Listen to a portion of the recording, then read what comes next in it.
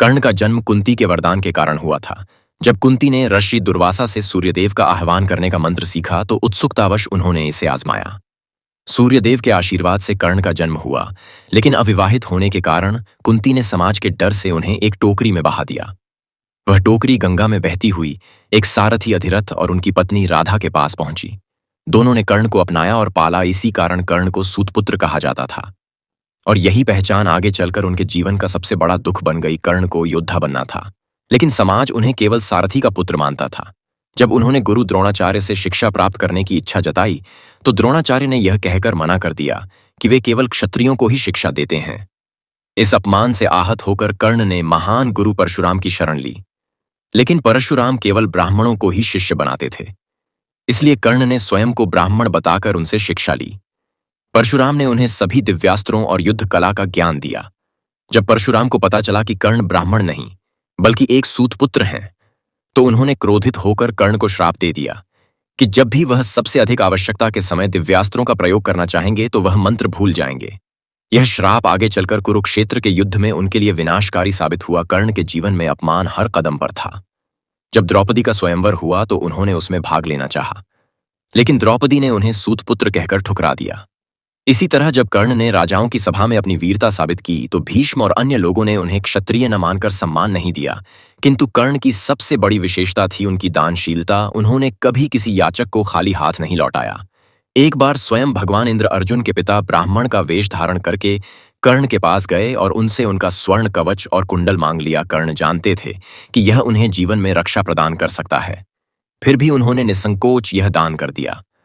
कर्ण के जीवन का सबसे महत्वपूर्ण मोड़ तब आया जब दुर्योधन ने उनकी वीरता को पहचाना और उन्हें अंग देश का राजा बना दिया। इस उपाधि के कारण उन्हें अंगराज कर्ण कहा जाने लगा। दुर्योधन के इस समर्थन के कारण कर्ण उनके प्रति जीवन भर निष्ठावान रहे। जब महाभारत का युद्ध हुआ तो उन्होंने पूरी शक्ति से कौरवों का पक्ष लिया और अर्जुन से युद्ध करने के लिए तैयार हुए। महाभारत के युद्ध में कर्ण और अर्जुन आमने सामने आए। दोनों योद्धाओं ने अद्भुत वीरता दिखाई। महाभारत के मैदान में कर्ण ने बनाया, अर्जुन को बंदी तो श्री कृष्ण ने किया। कुछ ऐसा कि कौरव सेना कांप उठी। एक अद्भुत और कम सुनी गई महाभारत की कथा कहानी शुरू होती है। युद्ध के 13वें दिन से जब अर्जुन जयद्रथ वध के संकल्प में व्यस्त थे, उसी समय एक भयानक योजना कौरव पक्ष ने रची। कर्ण, जो तब तक युद्ध में पूर्ण बल से शामिल नहीं हुआ था, को यह आदेश दिया गया कि वह अर्जुन को युद्ध से अलग करे ताकि जयद्रथ बच सके। कर्ण ने योजनाबद्ध तरीके से अर्जुन पर एक भयंकर आक्रमण किया। दोनों के बीच भीषण युद्ध हुआ, लेकिन इसी दौरान एक क्षण ऐसा आया जब अर्जुन युद्ध रथ से गिर पड़े। कर्ण ने तुरंत अवसर का लाभ उठाया और अपने दिव्य अस्त्रों से अर्जुन को बंदी बना लिया। श्री कृष्ण, जो रथ के सारथी थे, यह देख समझ गए कि यह स्थिति पांडवों की हार की शुरुआत बन सकती है। उन्होंने तुरंत सुदर्शन चक्र का ध्यान किया, लेकिन युद्ध धर्म के कारण उसे उपयोग नहीं किया। इसके बजाय उन्होंने योग माया का सहारा लिया। एक अद्भुत तेज आकाश से उतरा और पूरे युद्ध भूमि पर अंधकार छा गया। कौरव सेना में मचा हाहाकार।